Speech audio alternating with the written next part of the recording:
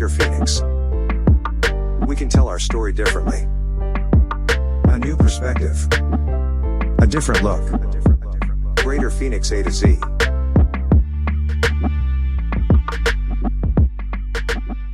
Good morning, afternoon, or evening, depending on when this finds you. Welcome to the Greater Phoenix A to Z podcast. I'm your host, Casey Gilchrist.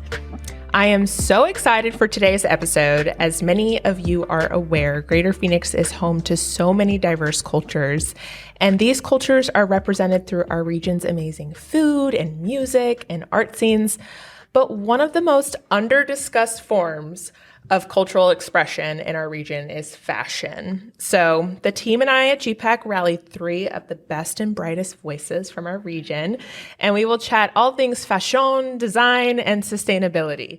Side tangent, I'm especially interested in this topic because I recently restarted binging Project Runway on Netflix, and I'm also a huge fan of Next in Fashion with Tan France and Gigi Hadid. So we will go ahead and get into the guest intros.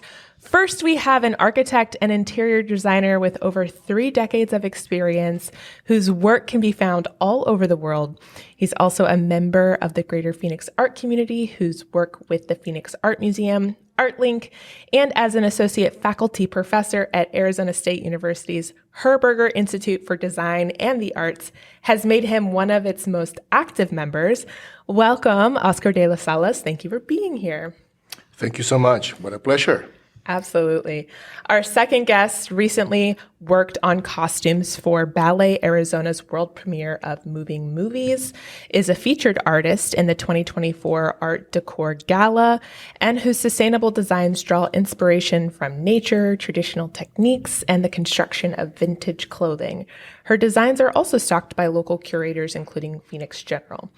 We're happy to have you, Leonor Aispuro. Aispuro,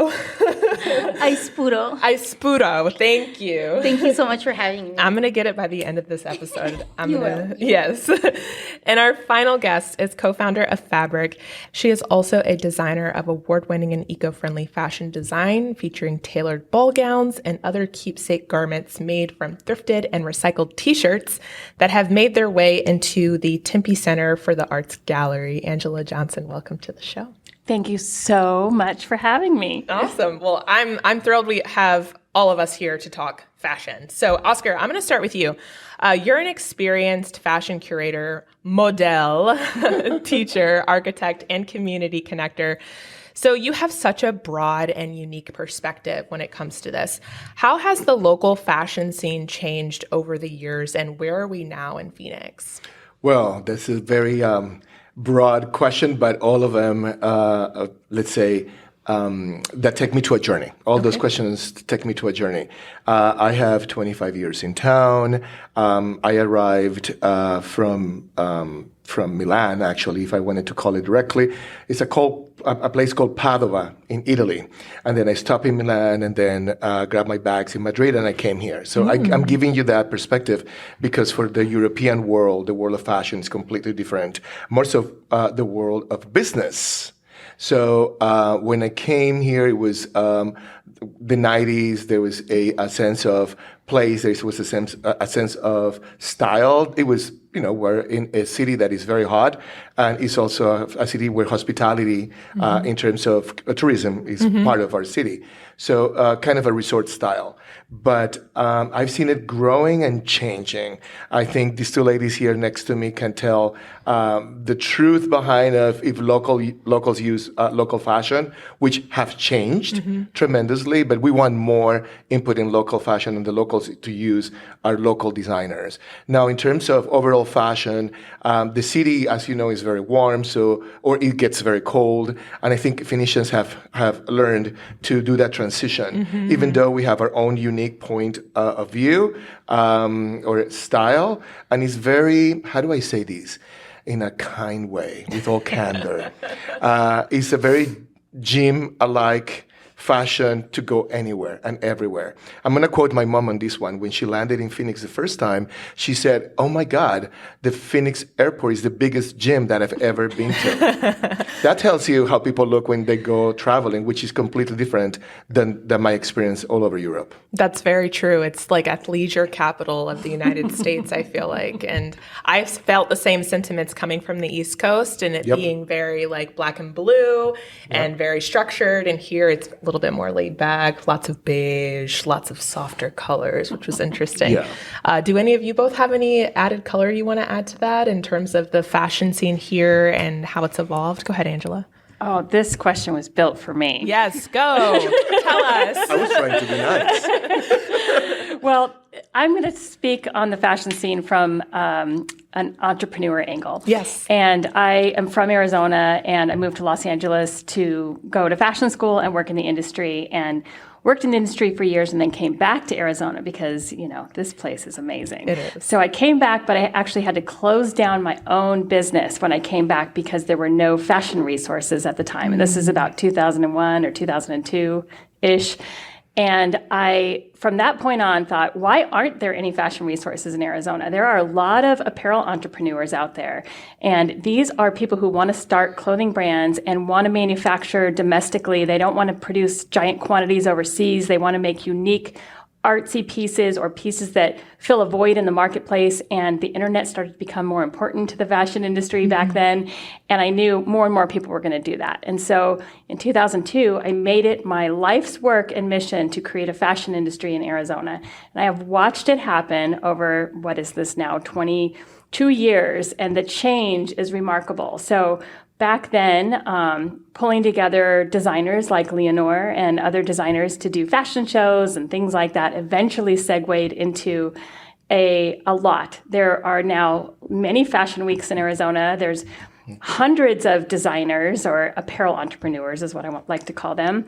There are schools offering fashion programs, multiple schools. In fact, all of us have taught in these schools. There are so many cool products coming out of here. And there's now factories here and all kinds of things. And the quality is changing a lot too. So back in the day, the designers used to be a little bit more, novice and maybe just experimental, I guess. And now there are legitimately manufactured brands here. So it's changed a lot, and the look is diverse. I mean, it's everything you can imagine, from athleisure all the way into elaborate, beautiful runway carpet, couture dresses and everything in between. That's awesome. And it's nice to see, because we are a young city, and to see us progressing this exponentially in such a short period of time is really nice to see, thanks to the resources like fabric that are here in market. So, Oscar, I want to go back to you a little bit, because you're Mr. Worldwide outside of Pitbull. You're like the better Pitbull version. So how has your past in architecture and modeling influenced your work in fashion today? This is a good question that actually someone next to me just asked me on an interview last Friday. Angela had an interview with me in one of her community gatherings events. And it's the same question came through. And it's a constant question, because I am an architect, graduate architect with a master's in interior architecture. So I've been always in the big world of design. But overall, the world of design includes all the world of humanities. And fashion is part of it. Fashion is the world of design. So architecture has influenced in many ways, from the three elements that everyone should consider before getting ready for a day out, which is the structure, how does it fit you, basically, the color, which is a complement to your skin or whatever celebration you're having, and the pattern, which is basically the outside. Not to the other one, which is the material. That is perhaps the most important one in Arizona, the type of material that you use, because as you know, our climate changes, and when it's extremely hot, materials for that type of temperature should be used, either lighter cottons or linens. I yet have to see one gentleman in a meeting room, on a boardroom, wearing all linen in this town. So I haven't come across that opportunity. But we learn that through a process, and this city is learning. We have people from all over the world landing, and then you learn through the process that those people bring their knowledge in terms of fashion to our city. So to wrap up your question is basically I learned the basics through architecture, and later on I explored them on my own. And it makes me who I am today as a professional. Yeah. Anytime Oscar comes to the office, it's, what are you wearing? Like, what's the color? What's the vibe? I will say, like, you bring up a good point about material and when it comes to business meetings, because we host so many international delegations from all over the world, and material like a linen suit, a full linen suit for a man is unheard of in like Japan, for example. And it's like, is it appropriate to wear here if we're hosting people from Japan? So it's always something you have to consider when hosting those types of groups. Let's transfer over to Leonor. I really want to get a designer's perspective. What inspired you to start your line? Well, my design, I guess, history goes back to my younger years, just growing up, seeing my mother sew, my aunts, my sisters. It's very much something that they enjoy doing, and it was like a hobby. So I was able to take something that I learned and started also doing as a hobby, but elevate that into become more of a business.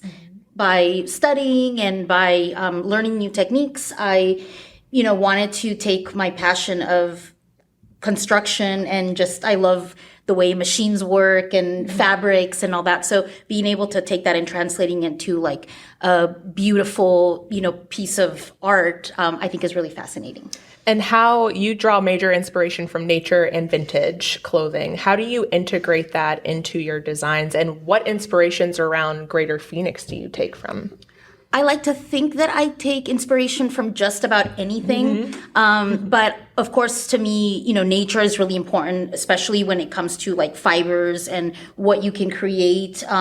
Going back, historically, how people dress themselves, the materials that they used. I think that's really fascinating. So being able to kind of take, again, what's old and, what the future is, creating something new that can kind of enmesh, I think is a challenge. And I like being challenged. So being in a place like Arizona where there is so much nature just around us, is really cool to see colors. I mean, just the sky sometimes, So pretty. I am every day, you can look up and it just looks completely different. And so just that alone, I think being able to find inspiration in the little things is really what I look for. I like to think that I could be like locked up in a room and I could still create because I would be able to look at those little things that, like a spider web or something random. So yeah. Is there a particular era of vintage that you're drawn most to? Yeah. I don't know. I think as a kid, I loved looking at like old paintings and seeing how like the fabrics, how they look so realistic, like the satins and the silks and, and then taking that to like the kind of like flapper era, again, the art behind it. I love the 50s and the 60s and, I especially am very inspired by my mother and the things that she made without having like social media or any sort of like real background in clothing construction. I think it's very cool just to see like old photos of her and like the 70s and yeah, I think that's really fascinating. Again, just being able to like look at the simple things like even in my background and being able to be inspired from that. Absolutely. And I'm particularly drawn to the 70s. If I could go back and be a model in any era, it'd be the 70s. The hair, the colors. You definitely could. I don't know, you guys listening, I'm sorry I'm going to interrupt here. No, do, yes. If you were here, you listeners, you will get inspired and smile as I am to listen to Leonor describes as she describes her inspirations. It is a joy to hear an artist so close to their production. Thank you for that, by the way. It was incredible description. Thank you. Absolutely. And this is a question for everyone on the podcast today. What role do you believe sustainable and ethical fashion plays in the broader fashion industry today? Angela, initial gut reaction. We're going to pivot to you. Okay, so this is a big question. I'm going to try not to take up too much time, but this industry is broken. It is the second most polluting industry on the planet, right under the oil industry. And the oil industry is actually trying to fix itself, whereas the fashion industry is having a very hard time doing that. And it's because of money.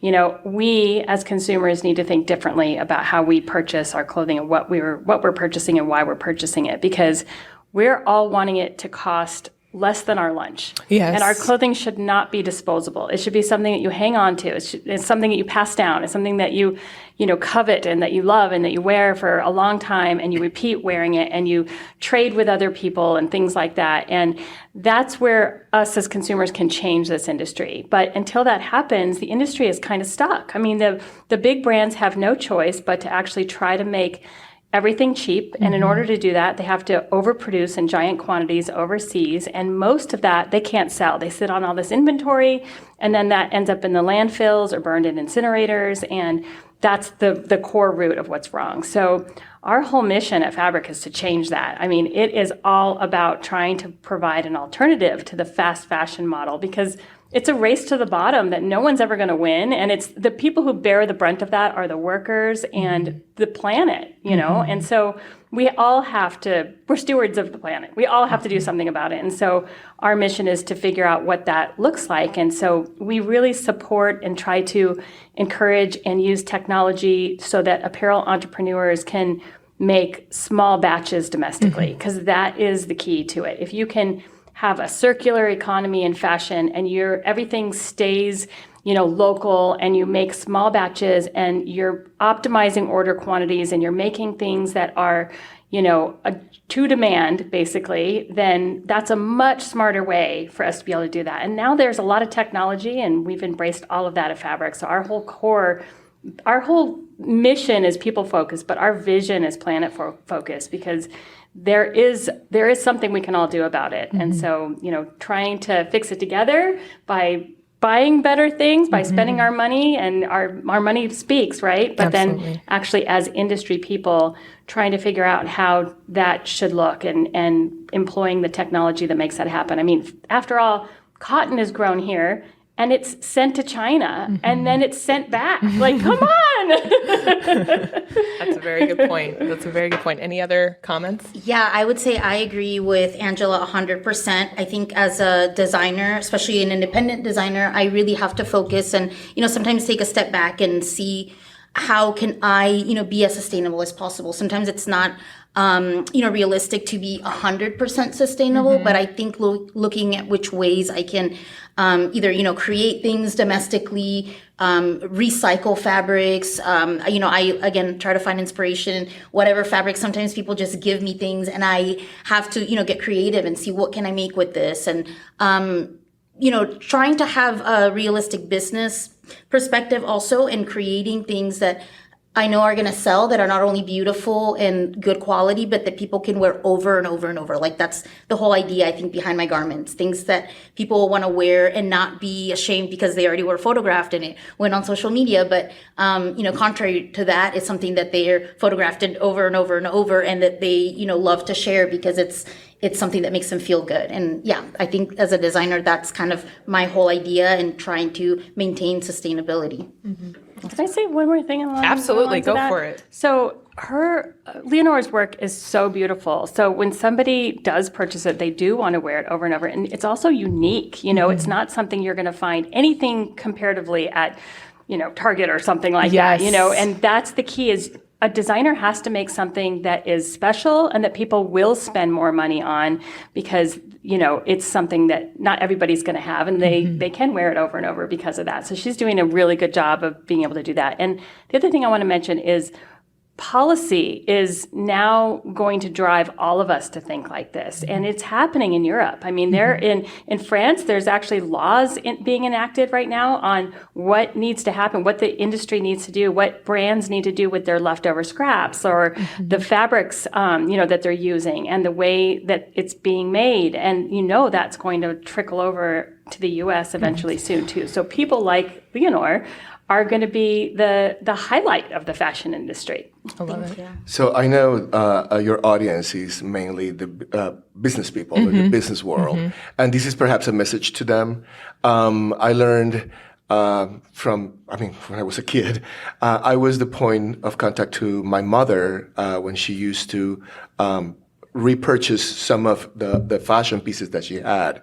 So I was the person who sketched the different options that she could have in order to take it to the seamstress. So as I grew with my dad, started to do the same thing. My dad was a very prominent executive for Pfizer in Colombia. That worked through Latin America. So he used to change the shapes of his jackets, but he had his own tailor and his own cobbler as well. There's something that we need to go back to, which is having your own tailor and your own cobbler. They are the point of contact of that cycle to reuse things. So if you own something, try to do a hand-me-down, even if it's in good shape. I still own my dad's ties. When my dad died, was one thing that I asked my mom. It was to give me his ties, and I still use them. And they're incredible quality. Once again, if you design something and it's manufactured in good quality, you use it for a number of years. So I know that we're speaking to the business world. So if you have that Armani jacket that has big shoulder pads and it's just too much fabric that goes to your knees, take it to your tailor and then try to speak through design to the modern world. They will do a good job. So keep those pieces and trying to decelerate the shopping. You don't have to go online and purchase something for your upcoming event. Try to find something you have in the closet and change that. But you have to have your seamstress or your tailor. Yeah, that's a very good point. For Waste Management Phoenix Open or WMPO, the amount of Amazon order returns that I saw at the Whole Foods line because of all the fashion that people bought for that event, and then it rained, so they couldn't even wear it, and now they're returning it. It was mind-boggling to me. And similar vein to you, Oscar, about being in the business community. The ladies, we all have our go-to nail tech, and the men, we have our barber. Like you said, get to know a tailor. And also, I'm a big fan of renting fashion, Rent the Runway. I'm a subscriber because I'm trying to figure out how I reduce my footprint. And there are times when I have to go buy something really quickly because Rent the Runway can't get it to me fast enough.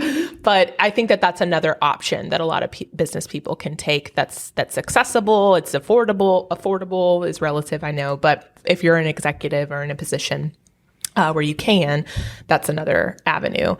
And Angela, I want to go back to you because we've talked about fabric in some of the comments, but I kind of want to spend a little bit more time on what fabric is and how it was conceptualized. I know you spoke on it a little bit more, but can you elaborate a little bit on that? Yeah. Well, basically, when I moved back here from Los Angeles and didn't really have any manufacturing opportunities here to continue my clothing brand, and started pulling together the community. Eventually, that segued into the fact that 15 years later, I realized there was a lot of fashion designers here and apparel entrepreneurs and no manufacturing. And we had a lot of fashion shows and we had a lot of schools offering programs, and it was just heartbreaking to watch people graduate from those schools and move away and to find jobs, or apparel entrepreneurs struggling to manufacture from Arizona. You have to be located next to where your manufacturing happens because you're very hands-on when you're an apparel entrepreneur, and you have to check things and move things from place to place. And so I thought, 15 years in, we can't have all these fashion weeks and runway shows and stuff and not have any manufacturing, because if somebody gets orders for, their pieces and they can't manufacture it, that seems, crazy. Yeah.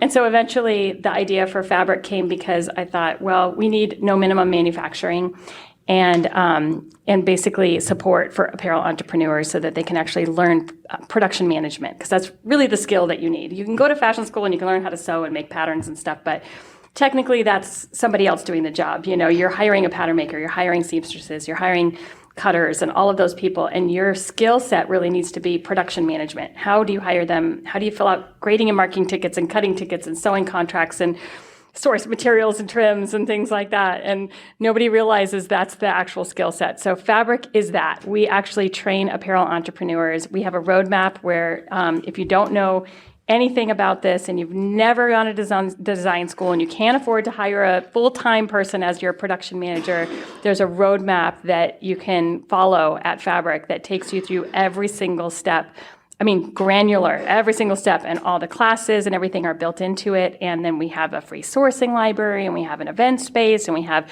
the actual no minimum manufacturing so that you can test the market before you actually invest in larger batches someplace else.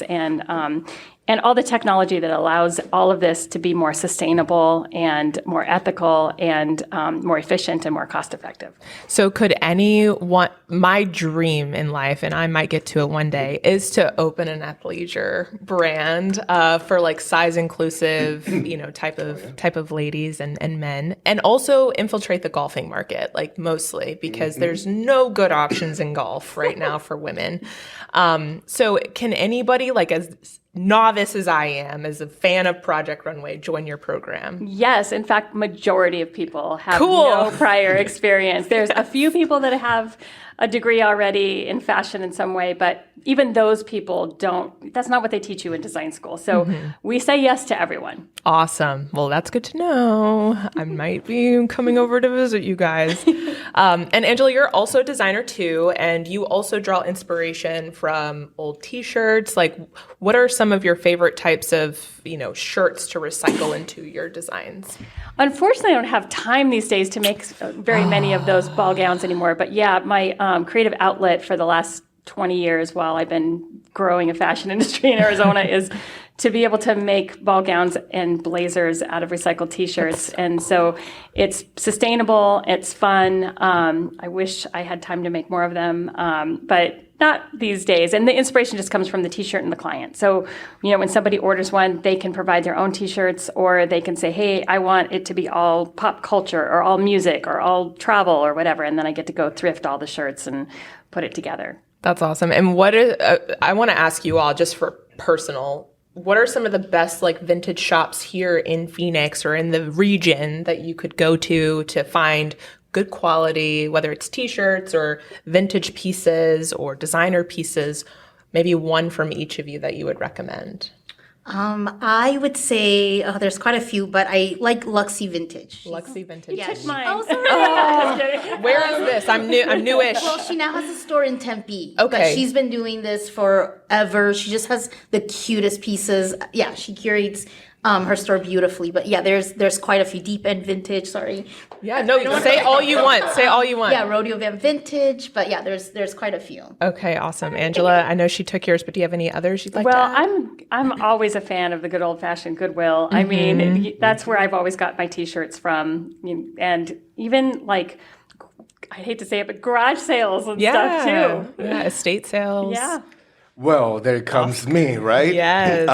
My favorite is Vintage by Misty. Misty Guerrero in Scottsdale. And by the way, you've seen me wearing these very loud suits that I have commissioned to Mr. Turk, late husband of Trina Turk.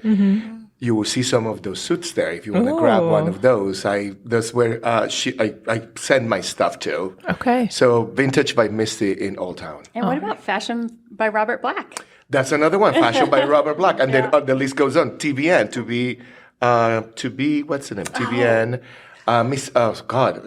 Chrissy Sayare. And also My Sister's Closet, and the list goes on and on and on. I love My Sister's Closet, yes. Yeah, My Sister's Closet is great for men as well. Okay. For everyday business and business attire and stuff like that. And, it's great. And Oscar, I recently found this out when we were brainstorming for this podcast, but you have a suit on display at the PHX Art Museum as part of the Barbie exhibit. Is it bright pink? I haven't been there yet. I'm going to go in the next 1 to 2 weeks. But tell us about that. How did this happen? Yes, it's like, who has a suit in display at the PHX Art Museum? That's what Gary said, my husband. Well, the story comes as that I commissioned a suit from a company called Indochino, which is a multinational company that actually buys looms from different suppliers.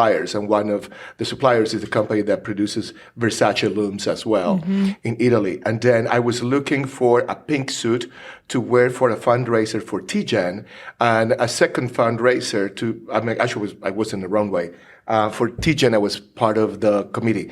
And the second one was Phoenix Fashion Week to support Check for a Lump, which is another nonprofit both within women's cancer. So I did not have one in my closet. So I just went directly to a friend of mine, and then he said, you can get one in Indochino. They do incredible work, and they have this particular fabric. So I went and commissioned it, and then I wore it for these 2 events. And when are you going to wear that suit again? Gary said, it's like, I don't know. And the Barbie exhibit came to be, and the Power of Pink exhibit came to be. And I am part of Arizona Custom Institute board. I'm a member of Arizona Custom Institute. And then they were having a conversation within the board, and someone said, Oscar owns a pink suit to Helen Jean, the curator. And she called me immediately. She said, "We need one. We don't have one in the collection. Would you be mine? Would you agree to at least have it? Just for the exhibit, bring it for a few days, and we'll consider it." So because you submit something, and then the curators will consider it. So I submitted it, and I said, "Of course, yes." And then she sent me pictures of the suit exhibited, and I have plenty of text messages. Yes. With friends that I will be one of them. yeah, they're telling me, "Oh my God, I see you here. This is so you." So yeah, so one thing lends to the other, and is a continuum purpose. My purpose and my mission in the community is to elevate the world of arts and to help to propel messages within the world of arts. I love that. And for those of you who want to go visit, it's on display. You don't need a special exhibition pass to go see the Power of Pink exhibit. So it's just a general admission ticket to Phoenix Art Museum. So be sure to go check it out and bombard Oscar with all of your pictures with his suit. I could honestly sit here and talk for another 30 minutes, but I do know our producers would want me to wrap it up. So we're going to go ahead and do that. But wanted to give you all an opportunity to share a final thought or just a final comment about the fashion industry here in Greater Phoenix, what you hope to see, or a plug, whatever you'd like. And I'd also like you all to provide your contact information if anybody wants to get in contact for potential design or to join or learn more information about fabric, for example, or just to chat with you, Oscar. So I'll start with you, Leonor. Yeah, I just want to say thank you again for having me here with 2 amazing fashion people in Phoenix. I think without people like Angela and Oscar, it'd be really hard. One of my favorite things about Phoenix is that it's such a tight-knit community. I've also been a designer that moved away and came back, and something that has kept me here, that has made me feel like I can really grow as a designer, is the fact that we have such an amazing community. And I've known them for, we were just talking about 20 years. Wow. I cannot wait to see the things that they continue to do and we continue to do together. And social, how can people get in touch with you? Instagram, it's LEONOR_AISPURO. And my website is leonoraispuro.com. Okay, we'll be sure to link all of her contact details in the description of this episode. And Angela.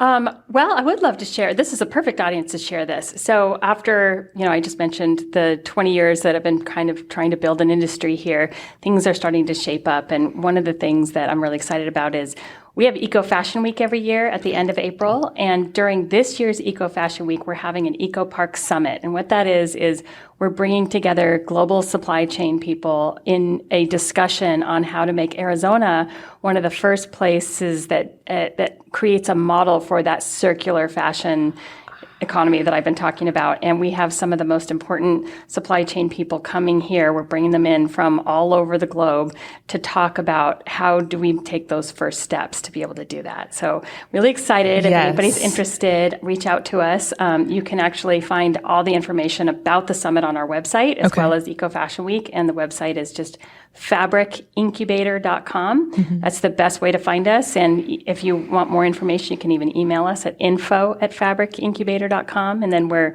Fabric Tempe on most of our social media. Perfect. Yes, I will be having a conversation with you after this. Oscar, round us out. Yes, so to wrap it up, as you know, I've been working in the world of arts and humanities for a long time. So this is, it's funny because I'm speaking to the business world. I'm here advancing businesses for the firm that I work for, at GPEC. I come here often. I have conversation with you guys at a very high level of what is going to happen in our state. And then I come back to this desk to talk about my passions and my work with the community. So, if I may say something that wraps the entire world of humanities and the economies of creative economies of the economies of art, I joined Artlink about 2 years ago. and now I am the chairman of the organization. So in that position, I'm going to talk about it and plug some things here. Absolutely, So please. this is the month of March is Art Detour. Art Detour opens every single opportunity for the world of the creatives and our community to have that connection with the creatives economies, which moves billions of dollars in our community. I'm talking from art, performance art. I'm talking from the perspective of culinary arts. I'm talking from the perspective of fashion, museums, curatorial work, galleries, expressions of art, et cetera, that basically register the DNA of who we are as citizens. Curatorial bodies and galleries, private and public, they basically curate who we are, is the message of who we are as citizens. So this is the month we have that celebration. And the peak of that celebration is Art Decor, their upcoming gala at the PHX Art Museum. And hats off, I was able to hand the chairmanship from that particular event last year to your own Chris Camacho. So he is this year's chairman of the gala, honorary chairman of the gala. So if I'm speaking to the business world here, please come. Yes. The PHX Art Museum, I have the date escapes me, but March I think 16th. March 16th. Thank you. Leonor is one of our Yes, I will be there. is one of our artists who's collaborating with other artists. You're going to find a gala that is very urban, very chic, if I may use that word. Yes. Because it's very urban. It speaks to all the elements of humanities in one place, one time, in one party, big party. So it's not your gala of tables and chicken served. Sorry, I'm going to say this loosely because we go to a lot with my husband. We support the community at large. But it is a cocktail hour with a hint of a big city taste. So it's something that you feel like you go to New York, you go to San Francisco, Madrid, London, whatever you are around the world in these big mega cities, metropolitan cities, you will find it here. And the entire world of arts comes together to this event. So definitely I invite you and urge you to attend.